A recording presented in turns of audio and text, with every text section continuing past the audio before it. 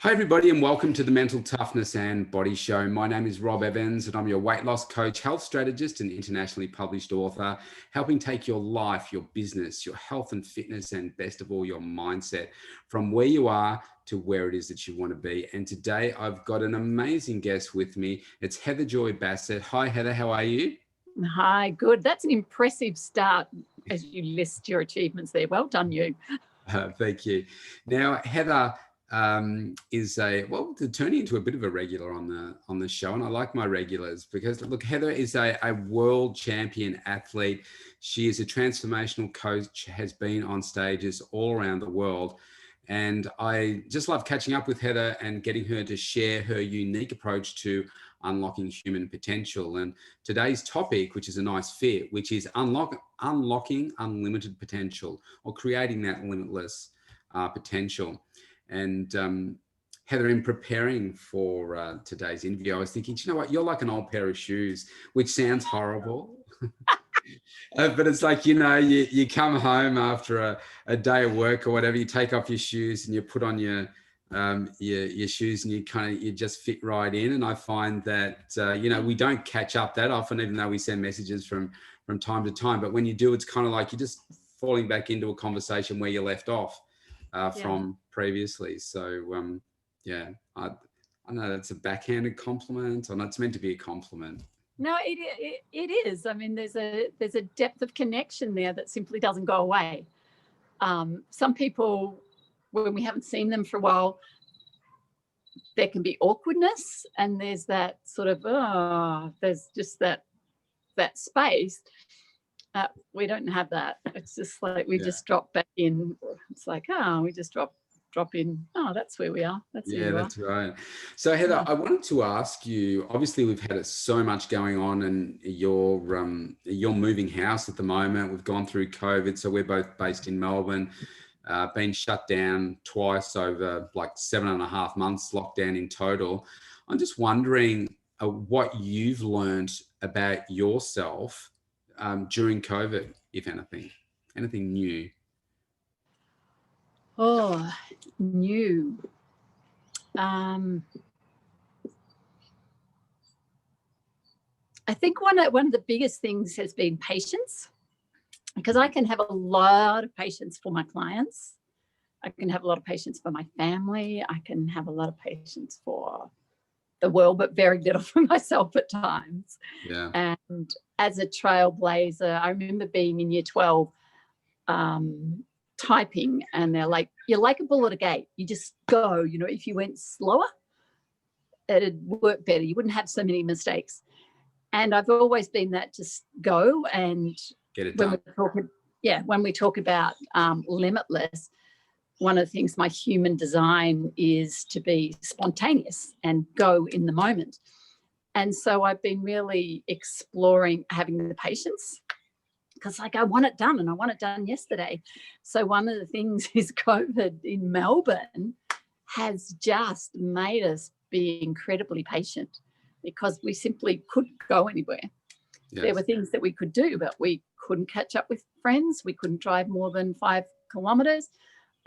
With this house move, I wanted everything done months ago, and it simply couldn't be. Yes. So it was like, patience for myself as well was a big one. We want it to be done. I want it to be done, and I know many people like that. I want it to be done. I want to be fit now, or you want the weight to be off now, or you want to be running the marathon now. And it's like, well, guess what? You gotta do the work and slow down before we speed up. And I think it's that uncertainty that COVID provided at the start that like really tests us as humans, doesn't it? And it's tough for anyone that's watching this from the other side of the world. Like Melbourne was shut down, and everywhere else around the country was pretty much open. And they said, I get that it's hard, but I say this, unless you have lived through it and under the restrictions that we did, you really can't relate to it. And that's what I was finding when I was having conversations with people. And as crazy it is in the US, they were freer to go and do things than we were. And I think one of the things that I learned about myself was I really wanted to step into the toughness of it and really see what I'm truly capable of, because, you know, I'm a coach as well. We coach our clients and we talk about these things and we push into those difficult moments. And I thought, this is such a unique opportunity, and hopefully it's the only opportunity we have like this ever in our lifetime. But to step into that so that I could prove to the kids as well, let them see, well, wow, this is what Dad did during this time. And this has actually been my best year ever, from a business perspective in 12 years since I started. And like personally, for what I've achieved my own health and fitness as well, I was like, man, I'm so glad that I made that decision to do it, despite the uncertainty. Like in the first few weeks, we had no idea. There was no mention of really any funding or support or anything. It's like, hang on, I was doing so well. And now you're just saying I have to shut. And at least I knew beforehand I had to start to change things and everything. But just, I think going through that whole process, it really said that, you know what, you are resilient. Yeah, watching your journey has been great. That you changed things up, you pivoted, and that you made things happen. So that means it made things happen for you, but also for your clients, and then also that example for your children was fabulous. And mine's very different, because there was a lot of push energy at me. It's like, you know, you need to pivot now, and you need to do this now, and you need to do that now, and you should get your business up, and you should be doing this, and you should be doing that. And it was just like this ton of bricks coming at me. And then for me, I had to keep reminding myself, my focus is to get my parents into aged care, and to get them settled, and to sort the things out for them. And then, but there was all this external stuff, you know, and I got buy into it, you know, I should be doing this and should be doing this and I should be doing this. Whereas for me, it was the absolute opposite in a way. It's like, you've worked your butt off for, I'm 62. I've been working since I was 14. I've worked my butt off. And then realizing that I'd created this space that even when COVID hit, I'd created this space where I could stop and do what I needed to do. Yeah. I didn't have to do that push energy. I didn't have to do all that other stuff, because I've set myself up so I can do exactly what I want. Well, can't jump on an airplane, but you know, I could take the time and space to do that, and I could take the time and space to grieve, and to really look at, what do I want to do? Where do I want to be? And how do I best support the people in my life? Because family is one of my highest values. And there were times that I would beat myself up a little bit, you know, I should be doing this about the business, and I should be doing it. And it was like, no, stop. That's not my priority right now. Yeah. And that was huge for me, to not jump on that bandwagon of what others think I should be doing from the outside.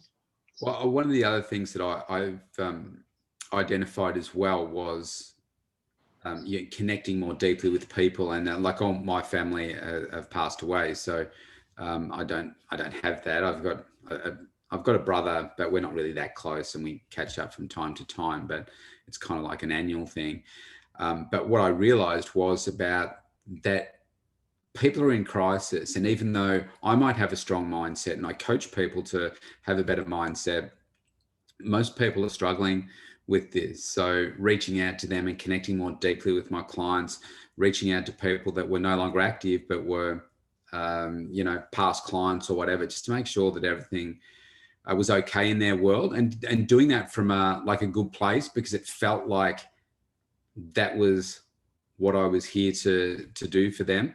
And everybody has been incredibly grateful for it, because like it's different now where we're opened up and life is getting back to some sense of normality. But we've had so many months, and look, let's face it, we sit on a knife's edge.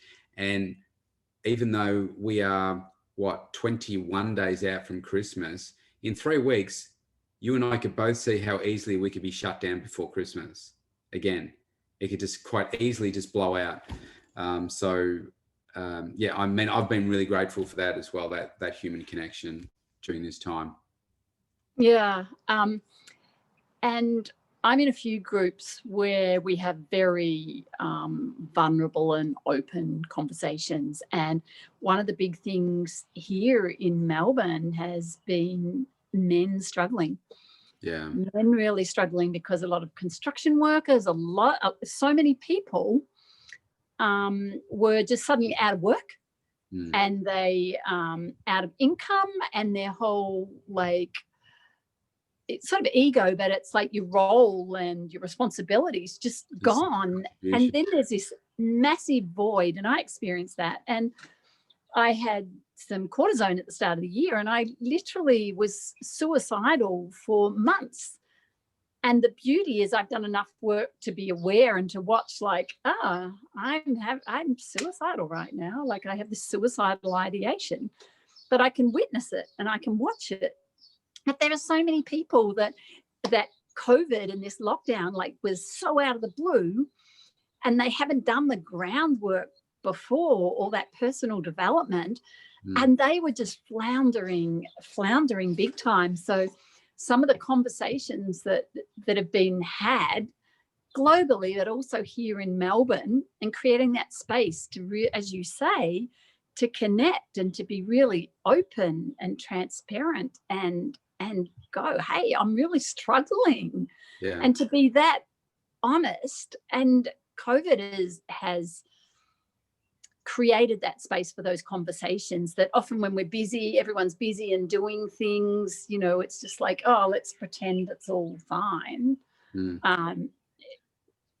It's created that space to, as you say, to really connect with your clients at a deeper level, and whether they're past, current or future clients, and go, hey, what's really going on? That's powerful.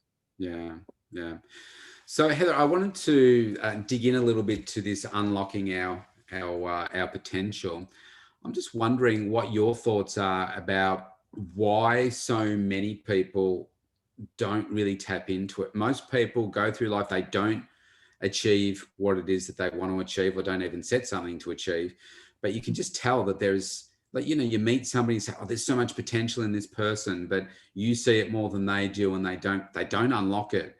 I'm just curious as to what your thoughts are as to why that happens. Oh, yeah, I've got goosebumps going on.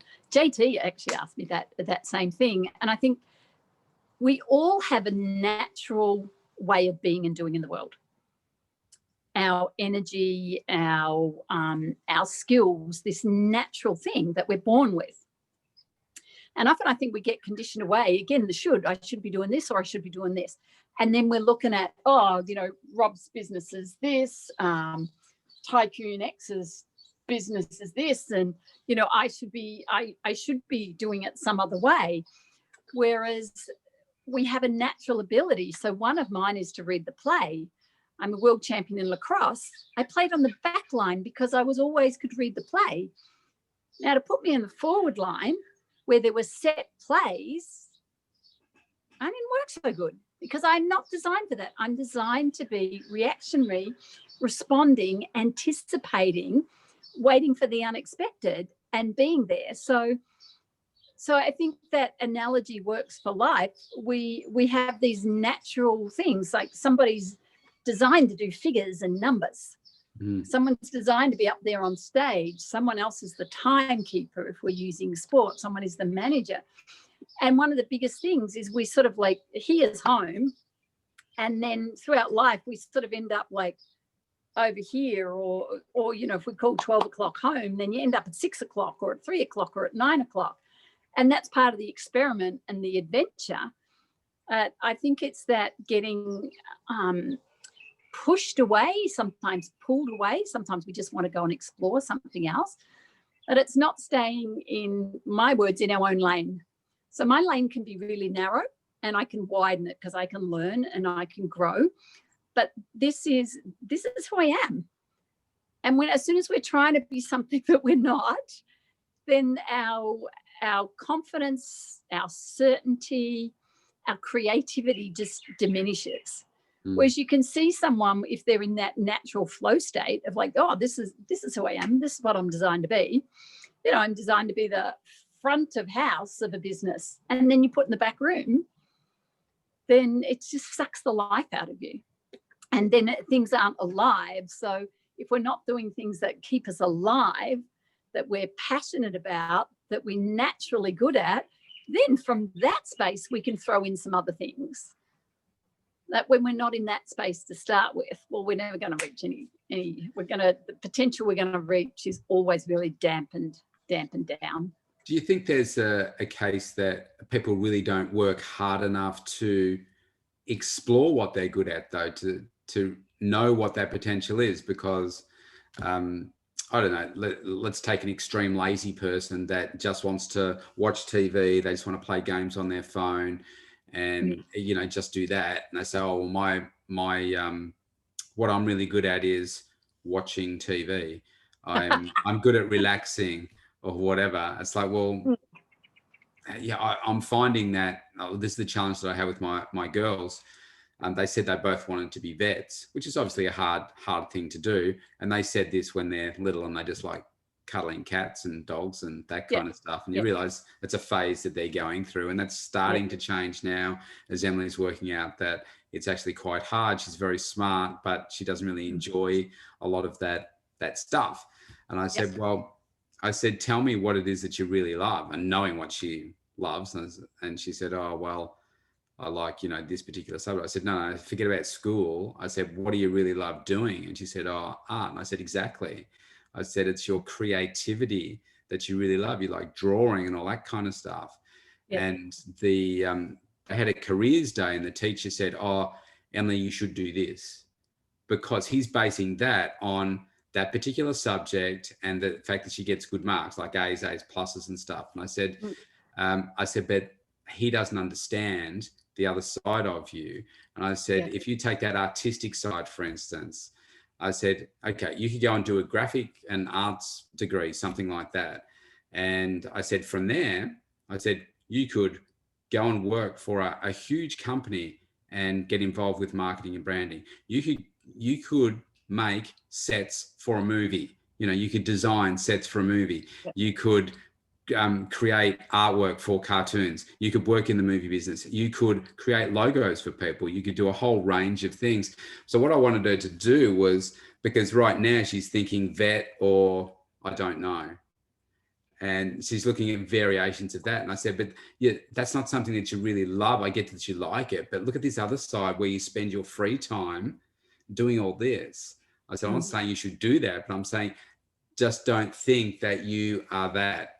And because I think both my girls they've got a lot of unlimited potential, but you've got to get them to kind of, you know, look at it from a different perspective sometimes. And I feel that a lot of people just put themselves in, well, I'm just going to go work for, you know, in retail, or I'm just going to work as, you know, working out in a kitchen or something like that, without really thinking about what they can do.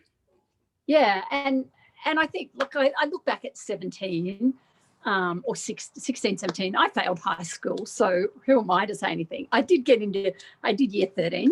But at the end of high school, it's like, what did I want to do? Seriously, no idea.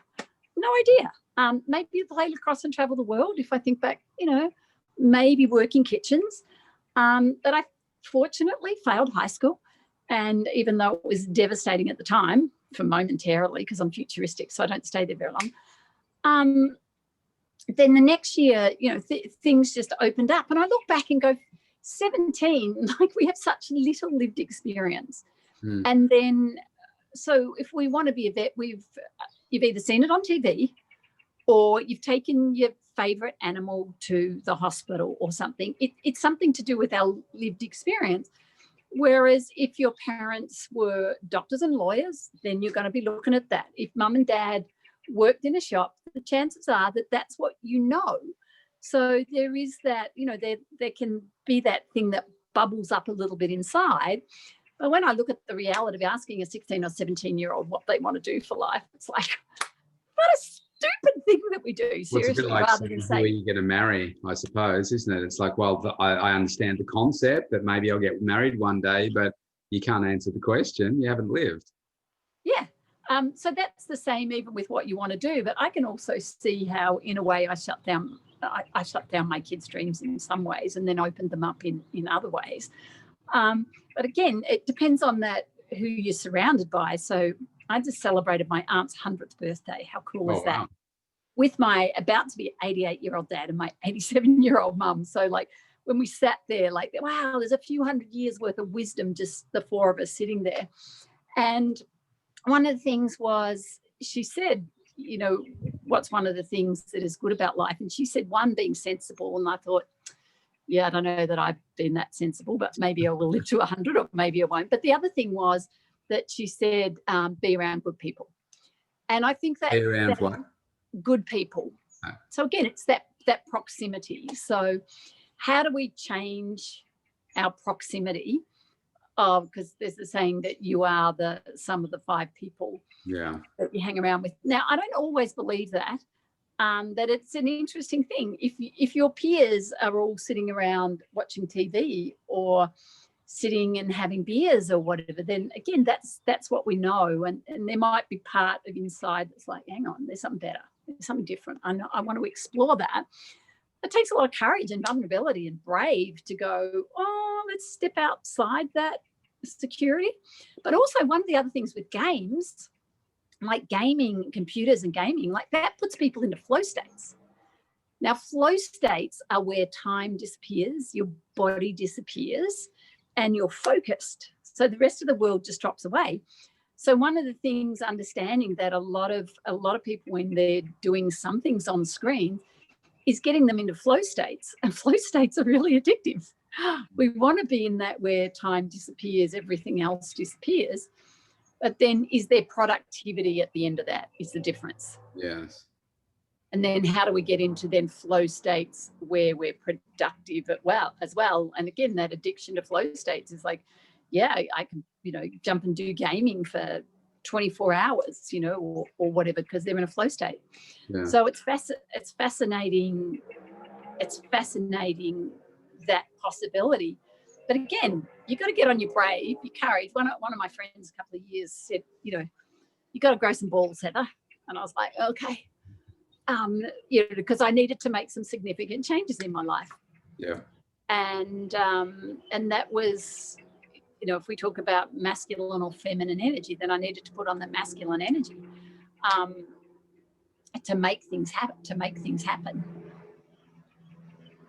Yeah. So do you think that's what, let's move to the adult conversation, as in terms of an adult that say that they're in a job that they really, well, let's use me. I mean, I'm not in this situation, but just take my role, for instance. I'm running my own business. I love what I do, but you as a coach, say, for instance, can say, look, I can see that you're really not at your potential. I think, oh, yeah, I'm doing well. How do you engage with that person to say, we need to take you to another level? Is it about having that courage? Obviously, they need to know what to do, but is it about having that courage to step out of where you are at the moment with a roadmap? Say, like, here's the roadmap to get from here to here. It's time for you to get uncomfortable. I mean, is it as simple as that? Yeah, I think it is that, but it really is. For me, like, if I'm working with someone, it's like, are you willing to go on an adventure? Have you got your courage up, and have you got your brave up? Because it's not going to be easy at times, and there's going to be struggle, and there's going to be uncertainty. But, is there a thrill in that? So for me, I know most of the people that I work with, they're going to be pretty damn adventurous, because I'm not going to sit back and go, that's okay. You can just, I'm like, what are you doing? Being really, one of my things is being radically honest, but also with love and compassion, because I get it. That's the thing, is like, who have we got beside us? Because it's like arm in arm, like doing it as that one solo person. People don't get very far. Literally, you need someone with you. Yeah. And someone that sometimes is kicking you up the butt. Sometimes they're literally dragging you along. Sometimes it's like, hey, we got this. Sometimes they're lifting you up. Sometimes they're leading the way. Sometimes they're literally behind you going, come on. But yeah, that, for a lot of people, just to go, I'll just decide this and go and do it on my own. No. This is ultimately why we need the right coach with you, isn't it? To say that, hang on, you're just not working hard enough here. I mean, I know when I'm coaching my health and fitness clients, it's like I can tell whether they're, working hard enough or not. And it's like, come on, you're just cruising here. You told me you wanted this, but you're only doing, you want 10 plus 10, but you're only doing 2 plus 2 here. So you're not going to get to 20. You've got to do these things differently to get to that outcome.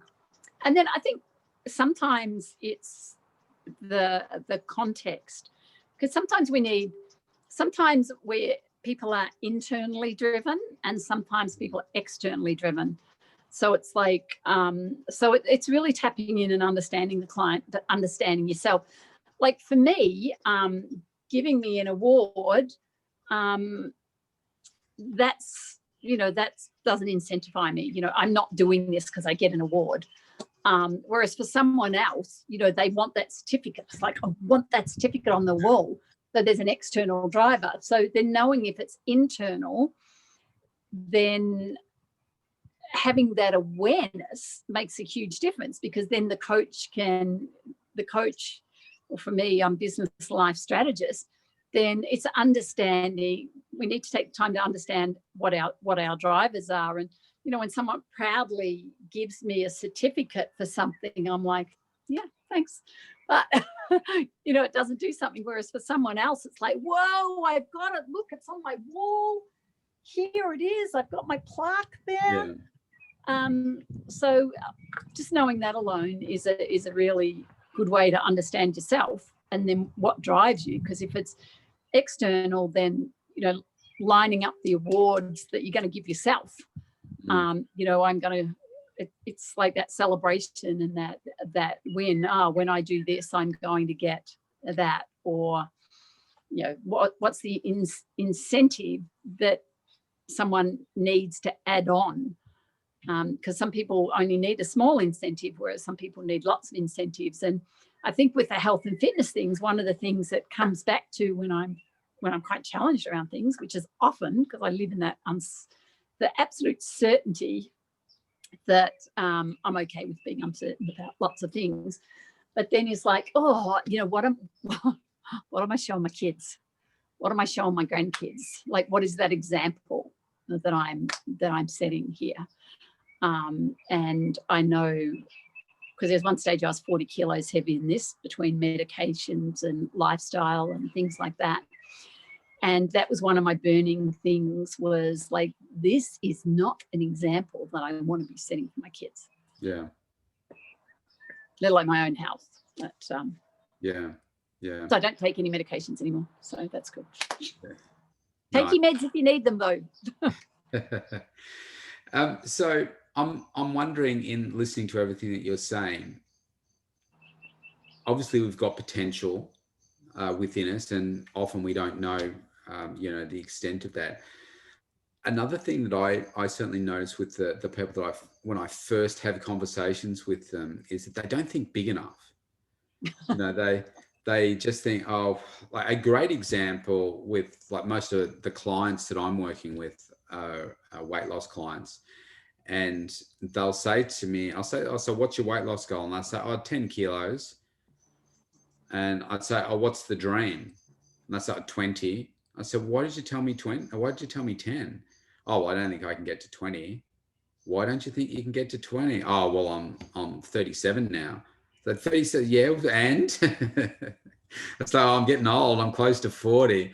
I said, well, that's just a mindset, isn't it? I said, like, I'm 52. I'm in the best shape I've ever been in my life, all because of decisions that I've made.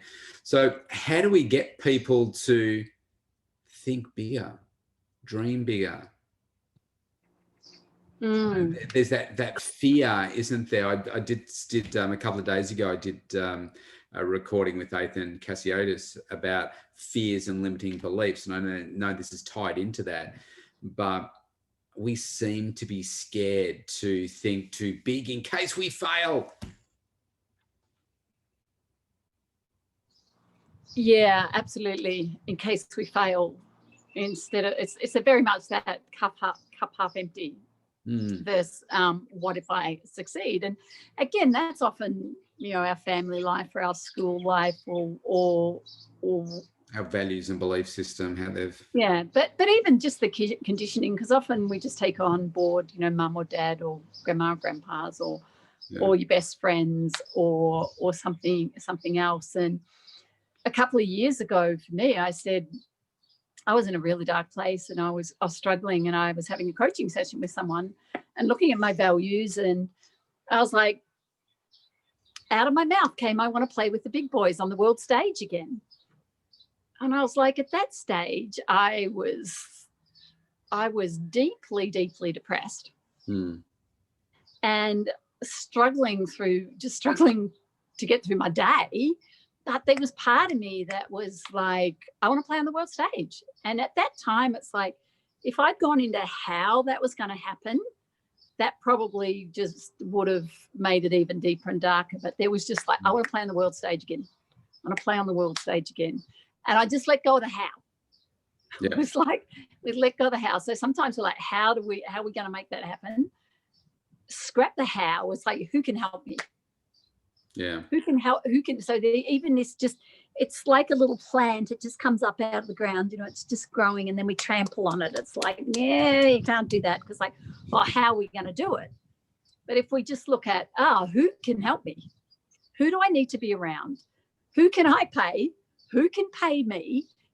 A lot of the time, I think if we drop into that who, then that's very different to, oh God, how am I going to lose 20 kilos? Yeah. How am I going to do that? Then that's just a mind screw up. Versus, okay, who can help me? All right, Robb Evans, he's a legend at this stuff. So I need to sign up with Robb. He's going to help me figure out the how. I just got to show up and do it. And I think that's really powerful, because again, I spent a couple of years trying to figure out how stuff. Now I don't. Every time the how comes up, I'm like, stop.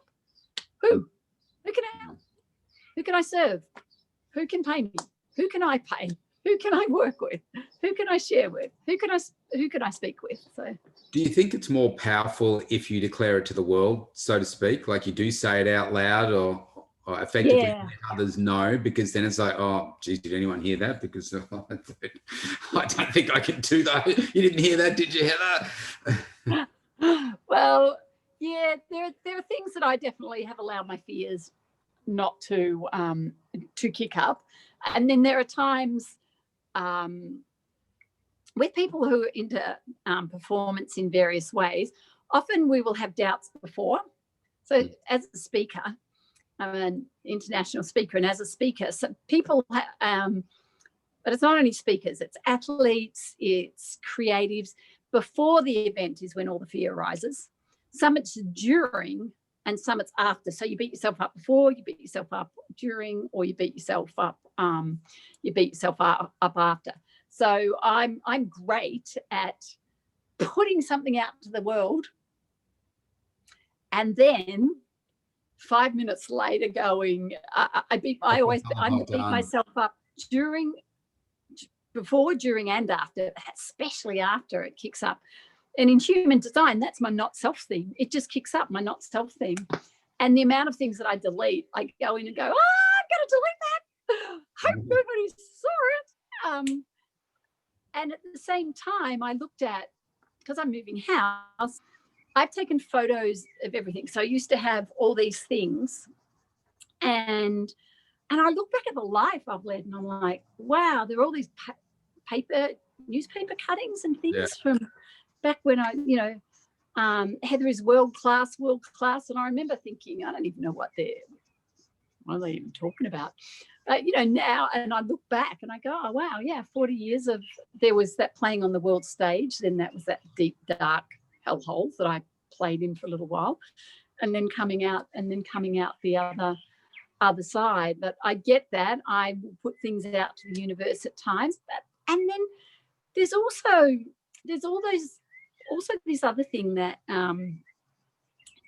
if you think, most people when they get pregnant, they don't tell the world straight away. No. There is that gestation, and even in your business, and even with your fitness program and stuff, there is for a lot of people, it's an internal creative exploration. And for some people, it really works to put it out there straight away. But as a manifestor in human design, my creative process, a lot of it is internal. And as soon as I put it out there and people start asking about it, it literally shuts down. And it was really weird to read that on oh, this is you. And I was like, what? That's how it works. So for some people to put it out there to the universe, it absolutely nails it. And then that's that driver. And if you're an internal process person, then to put it out there is doing that because somebody said I should. Yeah. It's certainly interesting. I think what you said before about having that courage to step into some of this space is really important. And well, I think I'm a living example of show and tell. When I was a kid, I would be terrified of standing up in front of the school. Anything that I could do to not have to stand up and say something was brilliant. And now, ironically, I'm looking for stages all around the world that I can, speak on. English was one of my worst subjects. I hated writing. I didn't understand it.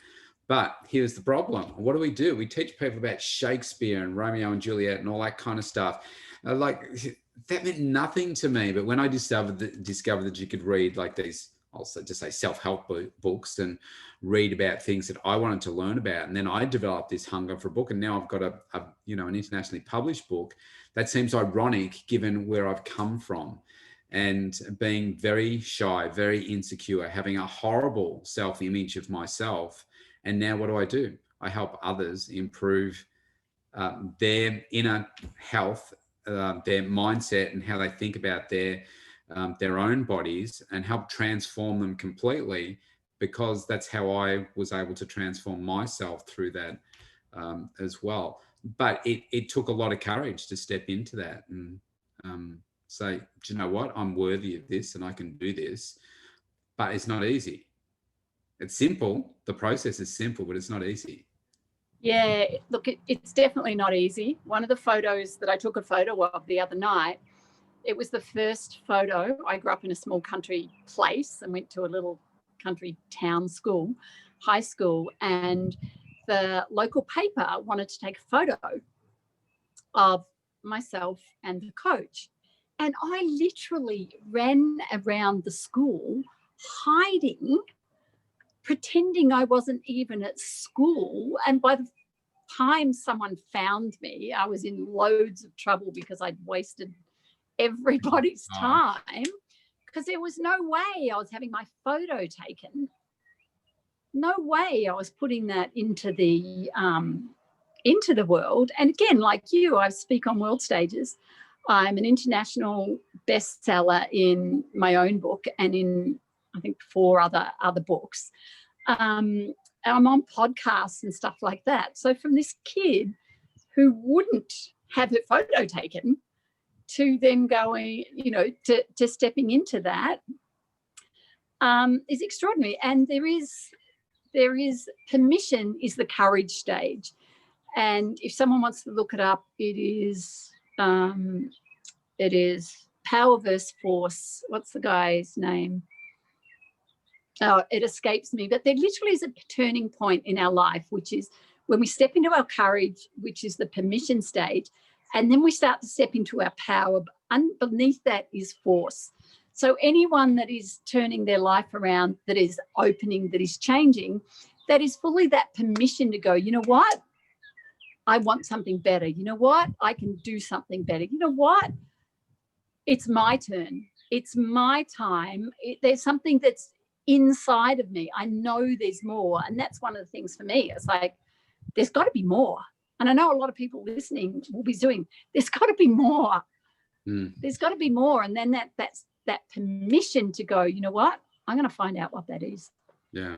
That takes courage. That is the courage. That is the turning point. And anyone listening, you step into that courage, you start to step into your power and take more control of your life versus life is happening to us and the force that's coming at us. So a final question for you, Heather. What's somebody's listening to that and think, yeah, I get that. how do we get people to say, yeah, because you don't just get up one day and put on your Superman suit and say, okay, I'm going to be courageous today, or maybe you do. But is there a process that you found that people can go through to uncover, you know, what it is that they want, the potential they have, and step into that courage, or have that courage to step into it? Absolutely. The biggest thing is you have to be really honest with yourself. Because it's okay, it's, you know, you can be not About honest what you want. Yeah. And the thing is, so for me, a few years ago, someone asked me, what did I want? And I was like, I have no friggin' idea. I have a business. I'm successful. What do you want? And I'm like, I have no idea. And so what I needed to start with, because I would say, I don't know. And my coach was like, I've never heard anyone say, I don't know as many times as you. He's like, what if you do? And I'm like, I don't know. So one of it was stop saying, I don't know. Yeah. And then it's like, oh, what could it be? And then it was like, okay, what do you know that I don't want? Okay, I don't want this. I don't want this. I don't want this. I don't want this. I don't want this. I don't want this. I don't want this. I don't want this. I don't want this. I don't want this. I don't want this. I don't want this. I don't want this. And then eliminating all of the I don't want. I don't want to be sitting on the couch drinking every night. That was one of mine. I don't want to be eating shit. I don't want to be doing this. I don't want to be doing this. And the process of elimination for a lot of people who feel stuck, for a lot of people who are at that, you know, looking at that turning point is one, look at, if you don't say, I don't know, what are the other possibilities? You know, I'm open to exploring this. I look forward to knowing this. And then write all the things that you know. It's like, this isn't working. This isn't working. I don't want this. I don't want this. And then that started to give me some space to go, what do I want? I want to travel the world. I want to have great conversations with people like Robb. I want to write some books. I want to sell my business that I thought I was going to be having forever. And I started to be really honest with myself about, it was time to sell my business.